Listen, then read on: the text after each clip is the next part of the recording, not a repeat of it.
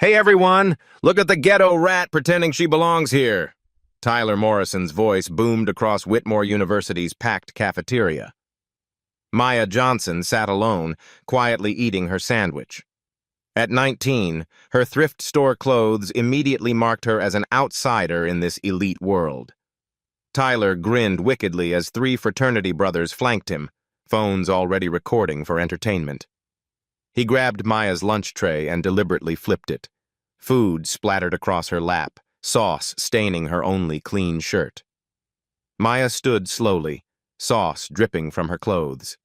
Her movements were unnaturally fluid, like water flowing upward. She reached for napkins with hands that stayed perfectly steady.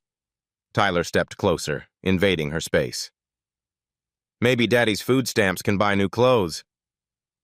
The crowd erupted in cruel laughter. Maya's breathing remained completely controlled, her posture unnaturally balanced. Something lethal flickered behind her calm eyes. Have you ever been underestimated so badly that people couldn't see the fighter standing right before them? Whitmore University represented everything America's elite wanted their children to inherit. Nestled in Connecticut's rolling hills, the campus gleamed with marble walkways, ivy-covered brick buildings, and perfectly manicured lawns maintained by an army of groundskeepers. Annual tuition hit $60,000 more than most families earned in a year. The Greek system dominated social life here. Fraternity houses lined Greek Row like monuments to privilege, each one a testament to generational wealth and connection. Sigma Alpha Epsilon sat at the apex, its Georgian columns and pristine white facade broadcasting superiority to anyone who dared look up. Tyler Morrison had been groomed for this world since birth. Fourth-generation Whitmore legacy, his great-grandfather's name adorned the business school's main hall. His father owned Morrison Construction, the empire that built half of Connecticut's luxury developments. His mother sat on the university's board of trustees, wielding influence that could make or break careers. Tyler moved through campus like a young emperor surveying his domain. Designer clothes tailored perfectly to his athletic frame, hair styled by Manhattan's most expensive barbers, everything calculated to project power and breeding. Other students stepped aside when he approached, seeking his approval like subjects before a throne. But Tyler's crown rested on something darker than achievement. He viewed the university as his personal hierarchy, with himself at the top and everyone else arranged below according to their usefulness to him. Scholarship students, minorities, anyone who didn't fit his narrow definition of belonging, they existed only to be reminded of their place. Maya Johnson's world couldn't have been more different. Her father served overseas, deployed for the third time in 5 years. Her mother worked double shifts at a Hartford hospital, leaving Maya to live with her grandmother in a modest apartment 20 minutes from campus. The scholarship covering her tuition represented 4 years of perfect grades, community service, and essay contests. Thousands of hours of work condensed into one acceptance letter. Every morning at 5 a.m., while Tyler slept off another fraternity party, Maya practiced in the empty campus recreation center. Her movements flowed like water, each technique executed with precision that would have impressed Olympic coaches. She'd started karate at 3 years old when her father returned from his first deployment and noticed his daughter's unusual focus and balance. Sensei Kim had trained her since she was 8. A former Olympic coach who'd relocated to Hartford after his competitive career ended, he saw something special in Maya's discipline. Under his guidance, she'd earned black belts in Kyokushin karate, Brazilian jiu-jitsu, and taekwondo by age 17. She'd won national collegiate tournaments, but Maya never spoke about her achievements. To her, martial arts wasn't about fighting or domination. It was meditation in motion, a way to center herself when the world felt chaotic. Each morning's practice prepared her not for battle, but for the daily challenge of existing in spaces where she wasn't wanted. Maya's wardrobe came from thrift stores and clearance racks, carefully selected pieces that were clean and professional but clearly second-hand. Her textbooks were used, highlighted by previous owners, bought online for fractions of bookstore prices. She worked 20 hours a week at the campus bookstore, organizing inventory and helping students find required readings she often couldn't afford herself. But those who observed closely might notice things that didn't quite fit the struggling scholarship student narrative. Maya's posture was unnaturally perfect, spine straight, shoulders square, weight distributed evenly on both feet. She moved through crowded hallways without bumping anyone, seeming to sense obstacles before seeing them. Her reflexes were lightning quick, catching dropped items before they hit the ground. Most telling was her breathing. While other students huffed climbing stairs or rushing between classes, Maya's respiration remained steady and controlled. During stressful moments, difficult exams, confrontational professors, social awkwardness, her breathing never changed. It was the breathing of someone who'd spent 15 years learning to remain calm under pressure. Her only real friend was Jasmine, a junior from Detroit, whose academic scholarship had brought her to Whitmore's economics program. They'd bonded over shared experiences of not belonging, of being constantly reminded that their presence was charity rather than merit. The contrast between Maya and Tyler couldn't have been starker. Where he demanded attention and respect, she sought invisibility. Where he used his family's power to dominate others, she channeled her skills towards self-discipline. Where he saw enemies and obstacles, she looked for understanding and common ground. But Tyler Morrison was about to learn that quiet strength could be far more dangerous than loud privilege. Advanced Economics Seminar met in Whitmore's prestigious Hamilton Hall. Professor Williams paired students for projects, believing diverse perspectives enhanced learning. Maya arrived early, settling into her back row seat with her worn laptop and meticulously organized notes. Her economics research was flawless charts, graphs, and analysis demonstrating genuine understanding. Tyler strolled in late with fraternity brothers Jake and Connor flanking him. "I've assigned project partners," Professor Williams announced. Maya's stomach tightened, hearing her name called with Tyler's. Tyler's reaction was immediate and loud. "Seriously? I have to babysit the diversity hire?" Students glanced up, some snickering.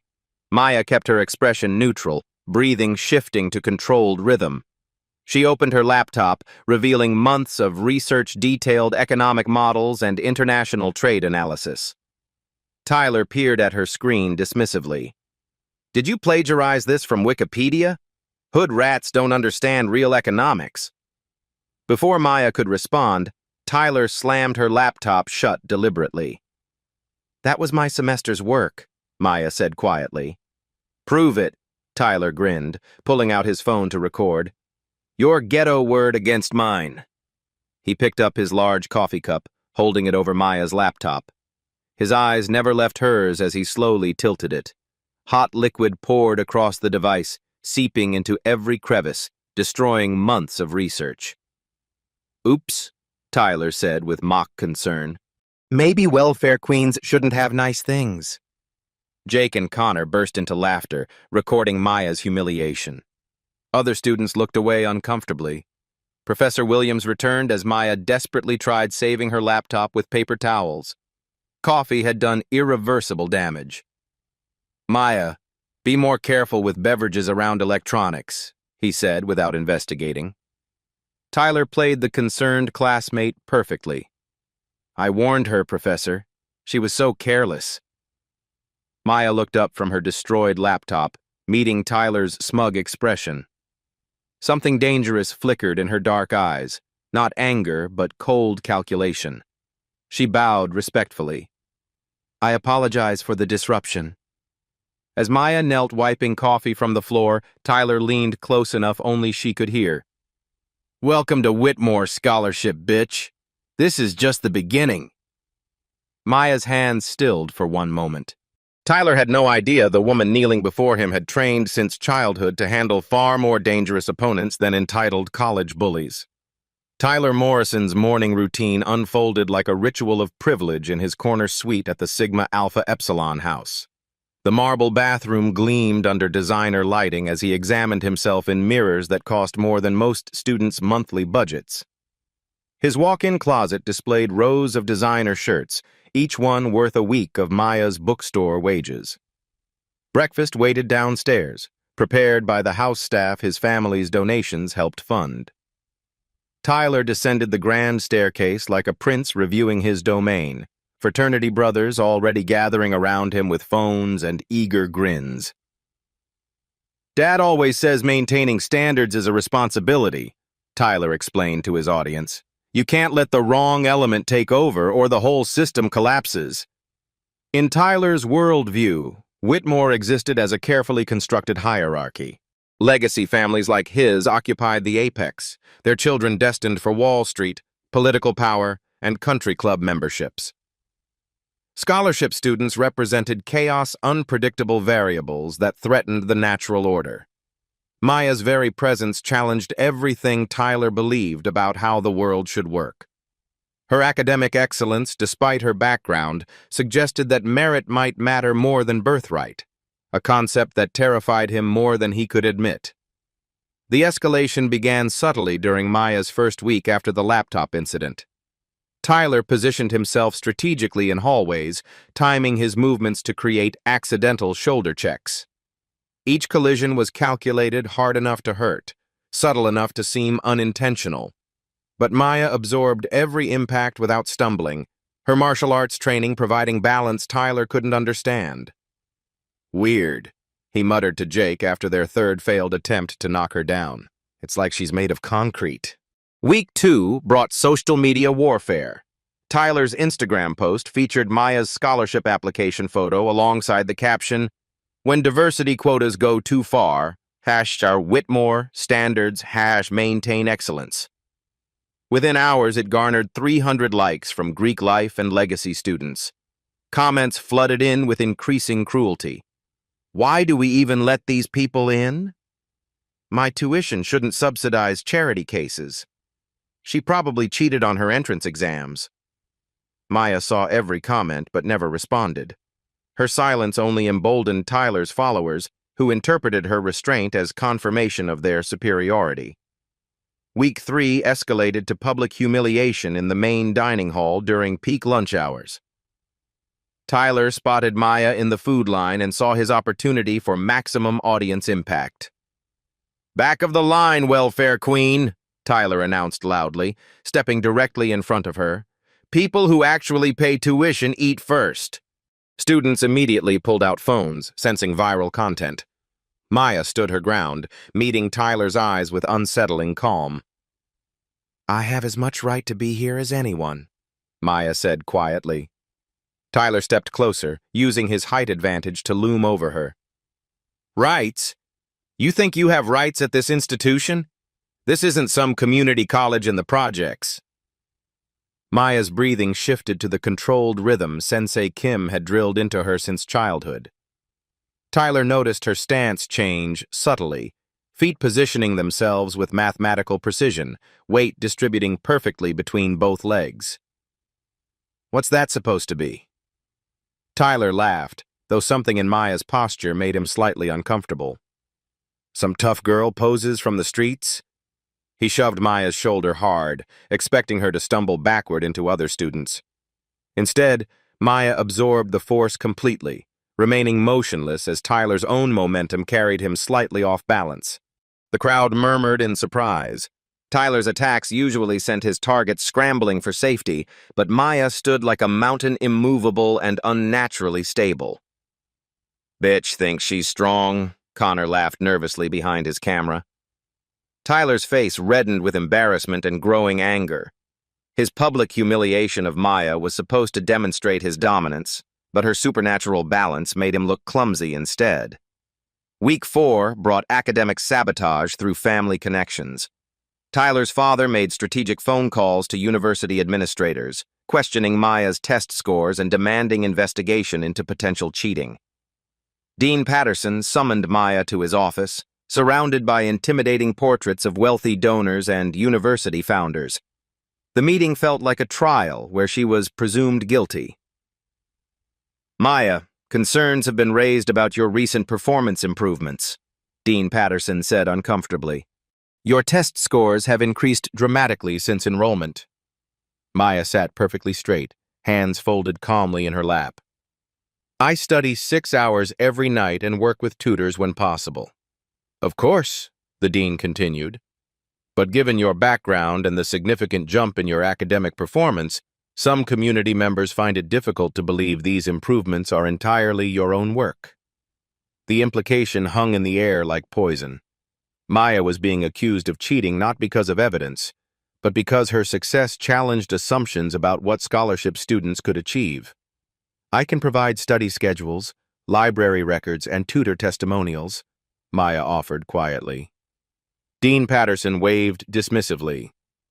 That won't be necessary yet. Just be aware that we're monitoring your academic progress closely. Maya left the office understanding that the entire institutional system was aligned against students like her. Excellence would be questioned, achievements attributed to fraud, and success treated as evidence of cheating. That evening, Tyler celebrated with his fraternity brothers in their private lounge, expensive whiskey flowing as they planned their next move. She's learning her place, Tyler declared confidently. These diversity admissions always fold when they realize how things actually work here. Jake pulled up social media metrics on his phone. Your posts about her are getting crazy. People love watching entitled scholarship kids get reality checks. Tyler's social media campaign had evolved into sophisticated psychological warfare. Fake accounts amplified his content, bot networks spread his hashtags, and coordinated harassment campaigns targeted Maya's academic reputation across multiple platforms. But Tyler made one crucial miscalculation in his escalating campaign of abuse. He assumed Maya's silence indicated submission, that her refusal to retaliate meant she was broken and defeated. He couldn't see the controlled breathing exercises she performed between classes, the meditation techniques that kept her centered during his attacks, or the way her hands unconsciously moved through defensive positions when she thought no one was watching. Tyler Morrison was systematically destroying what he thought was a helpless victim. But Maya Johnson was quietly preparing for war, and her training had taught her that the most devastating counterattacks often came from opponents who appeared completely defenseless. The next phase of Tyler's campaign would push Maya past her breaking point, but not in the way he expected. The campus recreation center stood empty at 5 a.m. Maya moved through her kata with unusual aggression, each technique sharper than her disciplined training typically allowed. Her kicks cut air like blades, punches terminating with explosive snaps that echoed off walls. Sensei Kim entered quietly, observing her disturbed energy. At 62, the former Olympic coach could read emotional states through physical technique. Your spirit is disturbed, Maya, he said softly. Maya's hands stilled mid-form. He's trying to destroy everything I've worked for. My scholarship, my reputation, my future. Sensei Kim approached with measured steps. And you want to destroy him in return. Which of you follows the warrior's path? I can't keep absorbing this abuse. It's affecting my grades, my mental health. Then don't absorb it. Transform it. Remember, the greatest victory comes when your opponent defeats himself.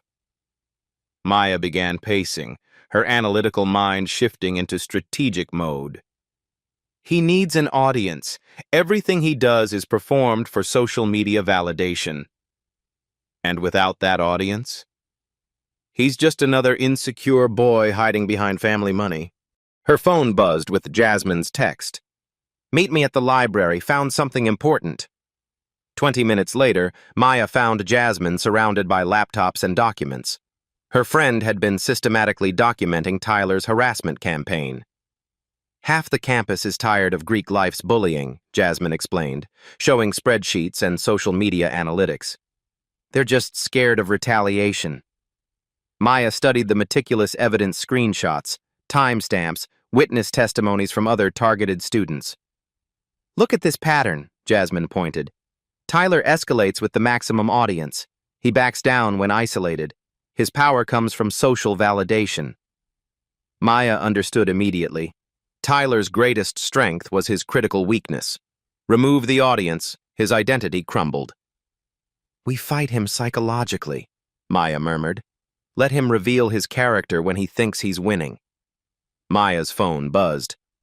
Tyler's Instagram story featured her photo. Time to teach the diversity hire real lessons. Tomorrow's assembly should be educational. 50 likes in 5 minutes. Cruel comments flowing. Tyler was planning public humiliation in front of the entire student body. "He's giving us exactly what we need," Maya said quietly. "A public platform where his true character will be impossible to hide." Tomorrow would be Tyler's moment of triumph, or his complete destruction. The university's grand auditorium buzzed with 800 students packed into theater-style seating for the mandatory diversity and inclusion assembly. Red velvet chairs filled with the usual suspects, Greek life clustered in the center sections, scholarship students scattered along the edges, international students grouped together for mutual support. Tyler Morrison commanded his fraternity's prime real estate in the 5th row, designer polo shirt and perfectly styled hair making him look like a catalog model for privileged youth. Jake, Connor, and 6 other Sigma Alpha Epsilon brothers flanked him with phones positioned strategically for optimal recording angles. Maya entered through a side door, choosing an aisle seat near the back where she could observe without drawing attention. Her thrift store blouse was pressed and professional, her posture unconsciously perfect despite the hostile environment. Dean Patterson droned through his prepared remarks about campus inclusion and respectful dialogue, his words floating over students more focused on their phones than his message. Maya listened carefully, knowing that Tyler would wait for maximum audience attention before making his move. The assembly broke for a 15-minute intermission, and Tyler's opportunity arrived exactly as Maya had predicted. As students stood and stretched, Maya walked toward the restroom, passing directly by Tyler's row. "Watch this," Tyler whispered to his recording fraternity brothers. He extended his leg across the aisle just as Maya approached. The move was calculated, deliberate, and performed with the casual cruelty of someone who'd never faced consequences for his actions.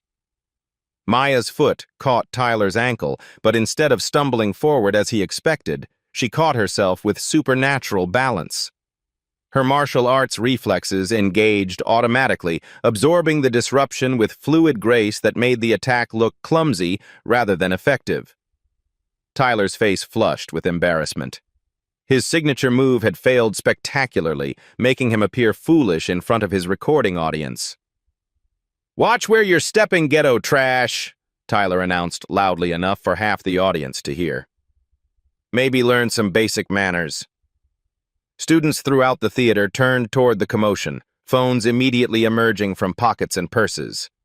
The energy shifted palpably as 800 people sensed drama unfolding. Maya turned to face Tyler with unnaturally calm composure. "I apologize if I disturbed you." Her polite response only inflamed Tyler's wounded ego. He stood up abruptly, using his 6-foot frame to tower over her in an obvious intimidation display. "Apologize?" Tyler's voice carried across the now silent auditorium. "You people think you can just walk through here like you own the place. This isn't some inner-city high school." The racial undertones in his language sent ripples of uncomfortable energy through the crowd. Students began recording more deliberately, sensing they were witnessing something that would explode across social media within hours. Maya remained perfectly still, her breathing controlled and steady despite the public humiliation. But those who looked closely might have noticed her feet positioning themselves with mathematical precision, her weight distributing evenly, her hands relaxing into positions that suggested years of trained muscle memory.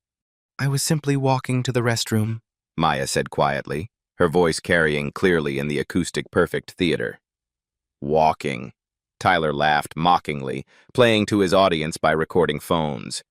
"You mean strutting around like you belong here with real students who actually earned their spots?"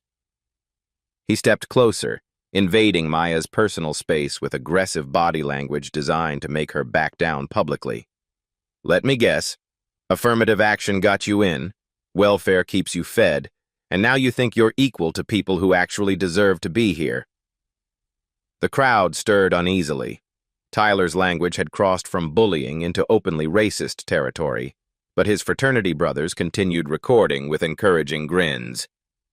Maya's response came in a voice so calm it seemed otherworldly. "I'm not looking for conflict, Tyler. I just want to finish my education." "Education?" Tyler's laugh was cruel and performative. "What kind of education do you think you deserve here? Maybe I should teach you what real respect looks like." He shoved Maya's shoulder hard with both hands, expecting her to stumble backward into the theater seats behind her. What happened next occurred so quickly that most witnesses needed to watch the resulting videos in slow motion to understand the sequence. Maya shifted her weight with minimal visible movement, redirecting Tyler's aggressive force using fundamental Aikido principles. His momentum carried him forward as she sidestepped fluidly, causing him to stumble into his own fraternity brothers who were too busy filming to catch him. The crowd gasped collectively. Tyler's signature intimidation technique had not only failed, but made him look completely incompetent in front of 800 recording witnesses. Tyler's face turned crimson with rage and humiliation. He scrambled to his feet, ego shattered by his public failure. "You think you're tough, scholarship bitch?" Tyler's voice cracked with desperate anger. "Let's see how tough you really are." He drew back his right arm and threw a haymaker punch directly at Maya's face with enough force to cause serious injury.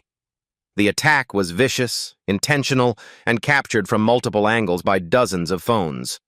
Maya's response demonstrated 15 years of disciplined martial arts training compressed into 3 seconds of fluid motion. She ducked under Tyler's punch with minimal effort, the blow passing harmlessly over her head. As his arm extended past her, she caught his wrist with precise timing and applied gentle pressure to a specific nerve point. Tyler's hand immediately went numb, his fingers opening involuntarily as his phone clattered to the floor. "I don't want to hurt you," Maya said clearly, her voice carrying to every corner of the silent auditorium. Tyler tried to grab her throat with his free hand, desperation overriding any strategic thinking. Maya flowed like water around his clumsy attempt, using a basic hip throw that redirected his momentum rather than opposing it directly. Tyler landed softly on the theater carpet, completely unharmed but thoroughly outclassed. The throw was so gentle that he could have been lowered by an invisible crane, yet so decisive that his aggressive attack was neutralized completely. 800 students watched in stunned silence as Maya extended her hand respectfully to help Tyler stand up. "Are you hurt?" she asked with genuine concern. "I only use defensive techniques." Tyler slapped her offered hand away violently, his wounded pride making rational thought impossible. "You psycho bitch!" he screamed, voice echoing off the auditorium walls. "She attacked me! Everyone saw it! This crazy ghetto rat assaulted me!" Dean Patterson rushed down the aisle with campus security, but the damage was already complete. Dozens of students had recorded the entire incident from multiple angles, capturing Tyler as the clear aggressor and Maya using minimal defensive force. Within minutes of the assembly's end, videos flooded social media platforms with hashtags that would define the next phase of the story. Whitmore. Karate Girl, #justice, for Maya, #Tyler, Godhound, #self-defense is not violence. The initial video posted by Jake intended to humiliate Maya instead showed Tyler's racist language followed by his failed attack and embarrassing defeat. Comments exploded across platforms. "This girl's technique is absolutely incredible." Tyler finally picked on someone who wouldn't be intimidated. She didn't even hurt him, but completely destroyed his ego. Perfect example of real martial arts discipline versus entitled aggression. Within 6 hours, the video had garnered over 100,000 views. By midnight, it reached 1 million. By the end of the week, 5 million people across multiple platforms had witnessed Tyler Morrison's public humiliation and Maya Johnson's controlled defensive response. But Tyler's response to his viral embarrassment would prove that wounded narcissists are far more dangerous than confident bullies. The crisis management firm arrived at the Morrison family estate within 12 hours of the video going viral. Bentley and Associates specialized in reputation rehabilitation for wealthy families facing public scandals, their track record including defense of politicians, celebrities, and corporate executives caught in compromising positions.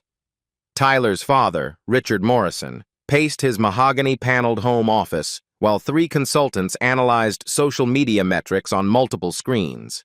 His construction empire had weathered economic downturns and regulatory challenges, but his son's public humiliation threatened something more valuable than money-family reputation. "The narrative is completely against us," lead consultant Patricia Bentley explained, her voice clinical and professional. "Your son appears as the aggressor in every angle. We need to flip this story immediately." Richard Morrison's jaw tightened as he watched his son's defeat replayed from 6 different camera angles. "What do you recommend?" "We reframe the entire incident. Tyler becomes the victim of a premeditated assault by someone weaponizing martial arts training against innocent students. We position this as a campus safety issue, threatening all students." The transformation began within hours. Professional bot networks flooded social media platforms with coordinated messaging. Sophisticated algorithms amplified carefully crafted content while suppressing videos that showed Tyler's racist language and aggressive behavior. Manufactured testimonials appeared across platforms, claiming Maya had a history of violent behavior and anger management issues. Fake witness accounts described her as looking for fights and using her martial arts as weapons against defenseless students. Tyler's exclusive interview with a local news station aired that evening, his performance coached by media professionals who understood exactly how to generate public sympathy. "I was just trying to be friendly, to include her in our campus community," Tyler explained to the sympathetic interviewer, his voice perfectly calibrated for maximum emotional impact. Then she just exploded with this trained violence. "I've never been so terrified in my life." He rolled up his sleeves, revealing barely visible bruises that could have come from any recreational activity. "She could have killed me. These martial arts techniques are basically weapons. How is that different from bringing a knife to school?" The interview went viral within hours, generating thousands of supportive comments. This poor boy was brutally attacked. "Why do we let violent people into our universities?" "She should be in prison, not college." "Martial arts training should disqualify people from student status." Original videos showing Tyler's racist aggression mysteriously disappeared from platforms, removed through coordinated false reporting campaigns. Maya's defenders found their accounts suspended or shadow banned, their voices systematically silenced by algorithms designed to suppress dissent. The legal escalation came 3 days later. Morrison family attorneys filed a comprehensive lawsuit in federal court, seeking damages for assault, battery, intentional infliction of emotional distress, and weaponization of martial arts training against innocent civilians. The courthouse steps press conference generated national media attention. Richard Morrison stood flanked by expensive lawyers and crisis management consultants, his message carefully crafted for maximum impact. "Our son was violently attacked by someone who used extensive combat training to assault a defenseless student," he announced to rolling cameras. "This represents a clear threat to campus safety that demands immediate action." Maya received legal papers at her grandmother's modest apartment, the document's weight crushing her hopes of quietly continuing her education. She sat at their small kitchen table, reading charges that could destroy her academic future and saddle her family with overwhelming legal debt.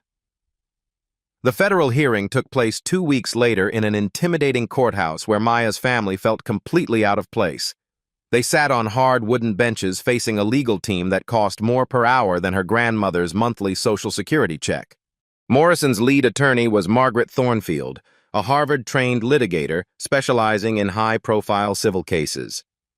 Her opening statement was masterfully constructed to reframe Maya as the privileged aggressor and Tyler as the innocent victim. "Your Honor, The defendant possesses black belt rankings in multiple deadly martial arts disciplines, Thornfield argued with convincing authority. She used these weapons, and make no mistake, her hands and feet are registered weapons against an ordinary college student who was simply trying to navigate a social misunderstanding. Maya's overworked public defender, James Rodriguez, was clearly outmatched by the sophisticated legal assault. His caseload included 60 other clients, leaving him minimal time to prepare adequate defense against Morrison's coordinated attack. Your Honor, my client was defending herself from sustained harassment and a physical attack that was recorded from multiple angles, Rodriguez offered weakly. Thornfield interrupted smoothly. Defending herself? Mr. Morrison weighs 170 pounds and has no combat training whatsoever. Miss Johnson is a lethal weapon disguised as a student. Her response was grossly disproportionate to any perceived threat. The witness testimony phase revealed the extent of Morrison family influence and preparation. Tyler took the stand with performance-quality emotional control, his story refined through weeks of coaching. I approached Maya because I wanted to apologize for our earlier misunderstanding, Tyler testified, his voice cracking with practiced vulnerability. I thought maybe we could start over, be friends even. Then she just attacked me with these karate moves. I thought I was going to die. Tyler's fraternity brothers provided perfectly coordinated testimony, their stories identical in suspicious detail. Each witness described Maya as the clear aggressor, Tyler as an innocent victim trying to make peace. When Maya took the stand, her honest account sounded rehearsed compared to Tyler's polished performance. Her natural composure worked against her, making her appear cold and calculating rather than genuinely defending herself. I only used minimal defensive techniques to protect myself from his attack, Maya testified truthfully. Thornfield pounced immediately. Minimal techniques? You threw a grown man to the ground using deadly martial arts methods you've spent 15 years perfecting. How is that minimal? Federal Judge Harrison was clearly influenced by community pressure and Morrison family connections. The family's political donations and university board positions created subtle but undeniable pressure for a ruling that would satisfy powerful constituencies. Given the defendant's extensive combat training and the severity of this unprovoked assault, I'm granting the comprehensive restraining order, Judge Harrison announced. Miss Johnson cannot come within 500 yards of Tyler Morrison, his residence, or his regular campus locations. The cruel genius of the legal trap became immediately apparent. Whitmore University's campus measured less than 400 yards at its widest point. Maya was effectively banned from attending classes, accessing the library, eating in dining halls, or living in dormitories. National media coverage painted Maya as a dangerous vigilante expelled for bringing violence to peaceful academic institutions. Headlines across major networks reinforced Morrison family messaging. Violent student expelled after federal court rules campus threat. Martial arts attack raises questions about campus safety. When self-defense becomes assault, the Whitmore University case. Maya's supporters found their voices systematically suppressed across social media platforms. Original videos that clearly showed Tyler's racist aggression and physical attack were buried by algorithmic manipulation, making the true story nearly impossible to find. Maya sat in her grandmother's apartment that evening, watching Tyler being interviewed on national television as a campus safety advocate and survivor of educational violence. Her scholarship was terminated, her academic future destroyed, her family facing potential bankruptcy from legal fees. Her grandmother placed a gentle hand on her shoulder. Baby, sometimes the truth takes a long time to cut through all the money and lies, but real truth has a way of finding the light eventually. Maya stared at the television screen, watching Tyler's performance with new understanding. This wasn't about justice or campus safety. It was about power, privilege, and the systematic destruction of anyone who dared challenge entrenched hierarchies. But Maya Johnson had been training her entire life for battles that seemed impossible to win, and somewhere in the darkness of her apparent defeat, the seeds of Tyler Morrison's ultimate destruction were already beginning to sprout. The anonymous email arrived at 3:47 a.m., its subject line cutting through Maya's sleepless night like a blade of hope. The evidence they don't want you to see. Maya opened the encrypted message on her grandmother's ancient laptop, her hands trembling slightly as she read the sender's words. They think they destroyed all the proof. They were wrong. Download the files. Share everything. It's time for the truth. The attached USB drive's contents made Maya's heart race. 47 gigabytes of high-definition security footage from every corner of Whitmore's campus, covering the entire semester of Tyler's harassment campaign. Time-stamped, date-coded, and captured from angles that revealed every detail of his systematic abuse. By dawn, Jasmine arrived at the apartment with 3 other students Maya barely recognized: a computer science major named David, a pre-law student named Sarah, and an investigative journalism student named Marcus. Each carried laptops and determined expressions. "We've been working together for months," Jasmine explained, setting up a makeshift command center on the kitchen table. Tyler's harassment wasn't random, it was systematic, and he's targeted dozens of students over 4 years. David, a quiet sophomore with thick glasses and extraordinary technical skills, pulled up spreadsheets that made Maya's eyes widen. "I've been tracking social media manipulation patterns, bot networks, and algorithmic suppression. The Morrison family hired professional reputation management firms." Sarah opened legal documents with practiced efficiency. "My father's a civil rights attorney. He's been helping me understand the constitutional violations in Tyler's campaign. This isn't just harassment. It's systematic deprivation of civil rights under color of institutional authority." Marcus activated recording equipment with journalism student precision. "I've been documenting everything for my senior thesis on institutional racism in elite universities. But now we have enough evidence to expose the entire system."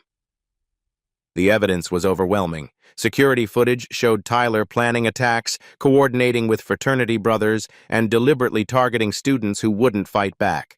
Audio recordings captured him using racial slurs and outlining strategies for keeping standards high at Whitmore. Text message chains revealed the sophisticated nature of his campaign. Tyler had researched Maya's background extensively before their first interaction, identifying her vulnerabilities and planning specific attacks designed to humiliate and isolate her. Financial records showed Morrison family donations strategically timed to coincide with Tyler's disciplinary incidents. Every time Tyler faced potential consequences, family money appeared to smooth over problems and silence complaints. Most damning were testimonies from 43 students who had suffered similar harassment campaigns. Tyler's pattern was consistent: identify vulnerable targets, escalate systematically, use family influence to avoid consequences, then move on to new victims. "He's not just a bully," Sarah explained, analyzing the legal implications. "He's running a systematic campaign of racial and economic harassment under protection of institutional corruption." Maya studied the evidence with growing understanding. Tyler's power came not from personal strength, but from coordinated institutional support, sophisticated legal protection, and psychological manipulation techniques refined over years of practice. "We need him to reveal his true character publicly," Maya realized, in a setting where his preparation and coaching can't help him. The opportunity came through Whitmore's formal mediation process. Maya's legal team requested a face-to-face meeting with Tyler, mediated by university officials, to resolve the conflict through dialogue rather than continued litigation. Tyler agreed immediately, confident that his legal victory had broken Maya completely. He saw the mediation as an opportunity for her public surrender and his final triumph. The meeting took place in Dean Patterson's conference room, with university counsel present and recording equipment running. Tyler arrived flanked by his expensive legal team, his demeanor confident and controlling. Maya entered alone except for her overworked public defender, but her posture radiated calm strength that should have warned Tyler he was walking into a trap. "Tyler," Maya began quietly, I want to understand why you've worked so hard to destroy my education. Tyler's response was immediate and condescending. Destroy? I've been trying to help you understand how things work at institutions like Whitmore. Some people belong here, others don't. And you decide who belongs? My family built half this campus, Tyler replied with casual arrogance. We've been maintaining standards here for 4 generations. It's not personal, it's institutional responsibility. Maya leaned forward slightly, her voice remaining perfectly controlled. So your harassment campaign was about institutional standards? Tyler's lawyers should have stopped him, but his ego overrode their caution. It wasn't harassment, it was education. You needed to learn your place in the hierarchy. My place? Look, I don't have anything against your people personally, Tyler continued, his casual racism flowing freely. But when you let the wrong elements in, standards collapse. Dad always says diversity quotas destroy excellence. Maya activated the recording app on her phone, placed openly on the table. Tyler was so confident in his legal protection that he didn't recognize the trap closing around him. Tell me about your education methods, Maya prompted. Tyler's detailed confession flowed like water from a broken dam. He described researching Maya's background, planning accidents to humiliate her, coordinating social media attacks, and using family influence to manipulate university investigations. The laptop thing was perfect, Tyler bragged. Destroy her work, make her look clumsy, then watch her scramble to recover. These scholarship kids fold when they realize how powerless they really are. And the legal case? Pure genius, Tyler's arrogance peaked. Dad's lawyers turned your moment of violence into our permanent victory. Now you're banned from campus, your scholarship is gone, and everyone knows what happens when people like you try to rise above your station. Maya's next question cut to Tyler's deepest insecurity. What would happen if people realized you're not actually superior to anyone? That without your family's money, you're completely ordinary? Tyler's mask slipped completely. I am superior. My bloodline, my family's contributions, my natural leadership, everything about me proves I deserve to be at the top. Your bloodline? Some people are born to lead, others to follow, Tyler declared with Nazi-like conviction. It's not racism, it's biology, natural hierarchy. People like you serve people like me, that's how civilization works. The recording captured every word of Tyler's white supremacist ideology, his admission to systematic harassment, and his family's corruption of university processes. Maya had goaded him into revealing his true character, while he thought he was explaining his inevitable victory. Tyler, Maya said quietly, you've just confessed to federal civil rights violations, conspiracy to deprive citizens of constitutional rights, and systematic harassment campaigns, all recorded and witnessed by university officials.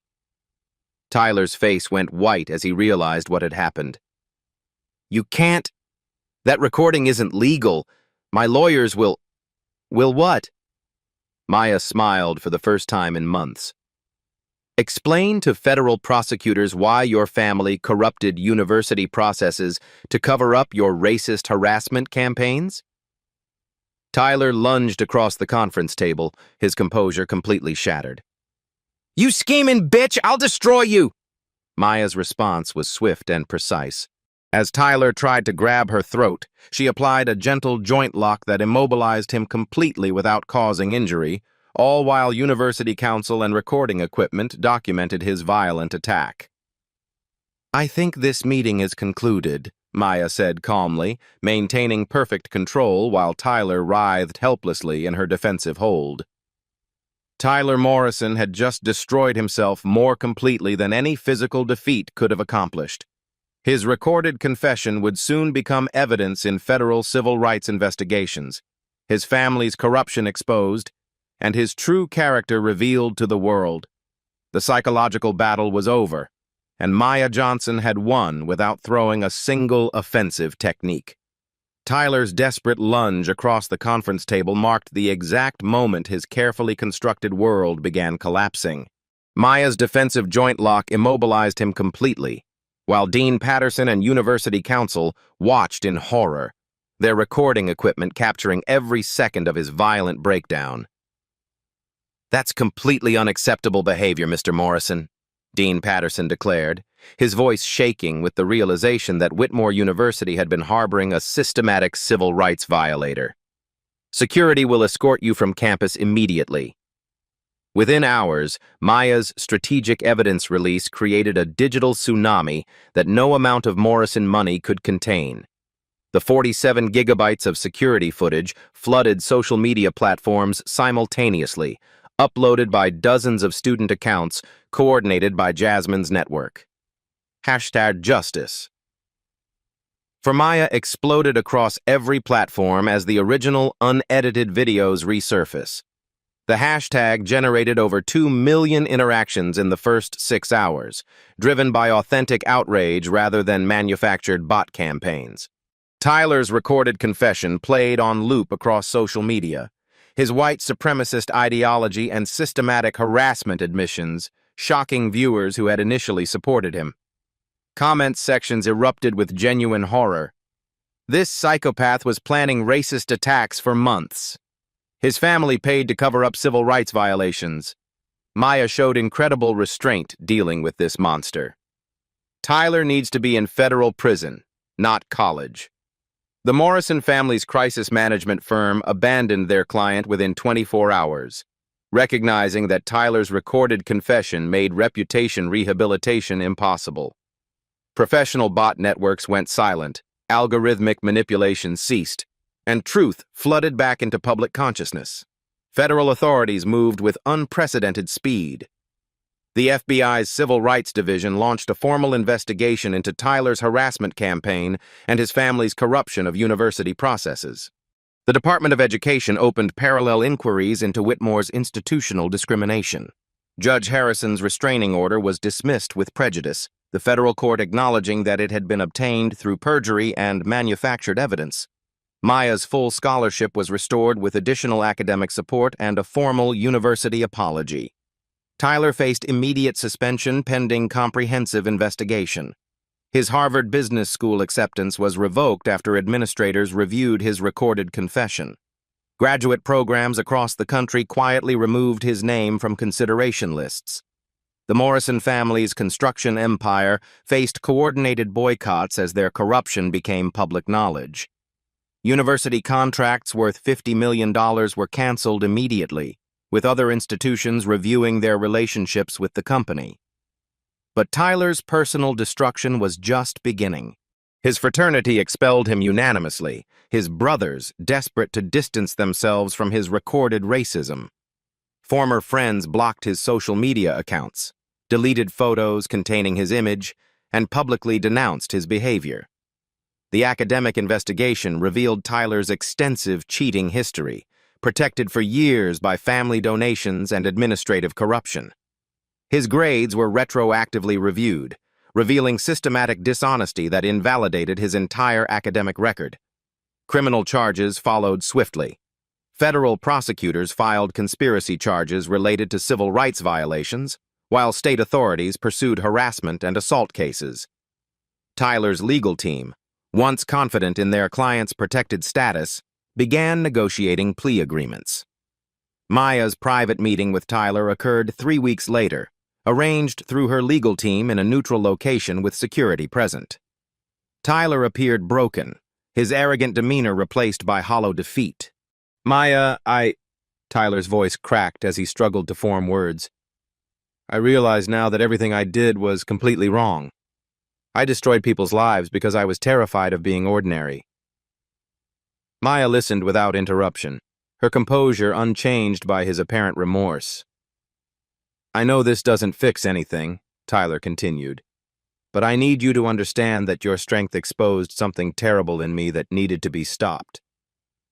"Tyler," Maya replied quietly, "the tragedy isn't just that you chose cruelty over compassion. It's that you never considered the humanity of people you saw as beneath you." Tyler nodded, tears streaming down his face. "I don't expect forgiveness. I just needed you to know that you were right to fight back. The national movement Maya's courage had sparked grew beyond anyone's expectations. Stand Up for Justice reached university campuses across America, inspiring students to document and expose systematic harassment campaigns that had operated in the shadows for decades. Sensei Kim's wisdom proved prophetic during their reunion at the campus recreation center. You understand now, Maya. Your greatest victory wasn't defeating your opponent physically, but maintaining your integrity while helping him reveal his true character to the world. Maya's transformation from harassment victim to justice advocate occurred naturally. She established the Campus Justice Documentation Project, teaching students to systematically record and report discrimination while protecting themselves legally. Whitmore University underwent comprehensive reforms. Anonymous reporting systems were implemented, bias training became mandatory for all students and staff, and the Maya Johnson Center for Campus Justice was established with substantial funding. The institution that had once tried to destroy Maya now celebrated her courage. Her story became required reading in orientation programs, a testament to the power of principled resistance against systematic oppression. Tyler Morrison's fate served as a warning to privileged students across elite institutions.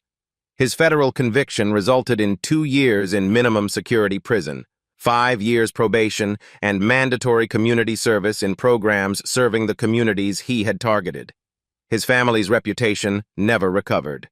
The Morrison name became synonymous with corruption and racism in academic circles, their legacy permanently tainted by their son's recorded confessions and systematic abuse of institutional power.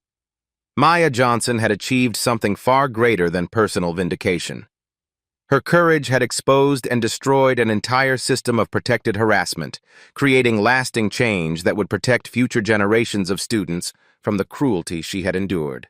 The underestimated scholarship student had become an unstoppable force for justice, proving that authentic strength always defeats artificial privilege when truth finally comes to light. 2 years later, Maya Johnson stood at the podium in Whitmore University's packed auditorium during National Campus Justice Week, addressing the same space where Tyler Morrison had tried to destroy her future. Her keynote address drew standing ovations as Maya outlined practical strategies for confronting institutional discrimination while maintaining personal integrity. True power isn't about who can inflict the most damage, Maya explained to her audience. Real strength means having moral courage to stand up for justice, even when facing overwhelming opposition from corrupt systems. Maya had completed her economics degree with highest honors, receiving graduate school acceptance letters from Harvard, Stanford, and MIT. But her greatest achievement was the ripple effect her courage created across American higher education. The Campus Justice Documentation Project now operated at over 200 universities, teaching students systematic approaches to exposing harassment while protecting themselves legally. Tyler Morrison's story served as a cautionary tale studied in psychology and law schools nationwide. His recorded confession became required viewing and ethics courses, demonstrating how privilege without accountability corrupts moral judgment. Tyler emerged from federal prison irreparably damaged. His conviction prevented employment in his chosen field, his family's business dissolved under boycotts, and his name remained permanently associated with racism and institutional corruption.